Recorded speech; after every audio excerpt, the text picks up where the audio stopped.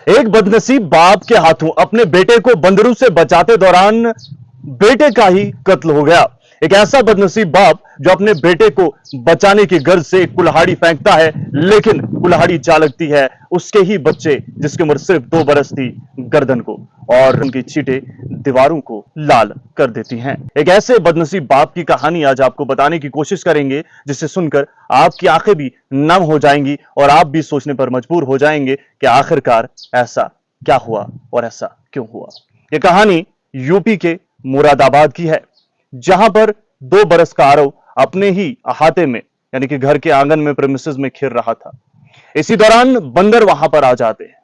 आपको याद होगा कि कुछ वक्त पहले खबर आई थी कि बंदरों ने एक बच्चे की जान भी ले ली, और ऐसी बहुत सारी खबरें आती हैं। और इसी डर से कि मेरे बच्चे को कोई बंदर जो है नुकसान ना पहुंचाए, ये बाप सीधा छत पे चढ़ जाता है और बंदरों को भगाने की कोशिश करता है। इसी बीच इसके हाथ से एक तेजधार हथियार, जो कुल्हाड़ी बताई जा रही है, निकल जाती है, लेकिन बंदरों के बजाय वो सीधा इसके बच्चे के गले को काटते हुए उसकी चींटें दीवारों से जा टकराती हैं।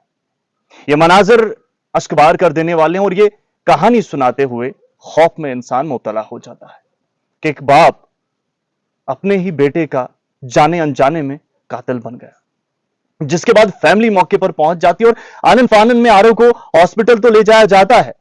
लखन सिंह वालिद का नाम है, लेकिन बदकिस्मती से जब ये अस्पताल पहुंचते हैं, डॉक्टर इस बच्चे को मुर्दा करार दे देते हैं।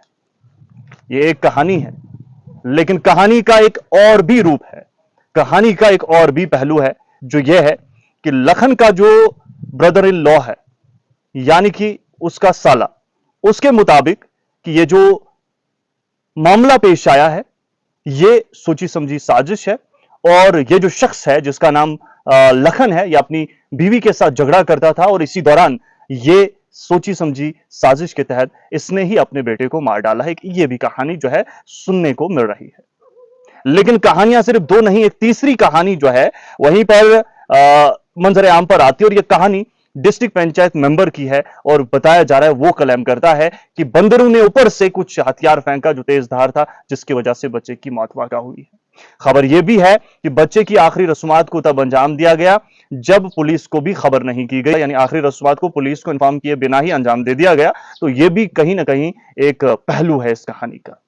हकीकत क्या है, पहली कहानी, दूसरी कहानी, या फिर तीसरी कहानी? कहानी जो भी हो, 2 साल का आरव खेलता खेलता अचानक से मौत के आगोश में समा गया।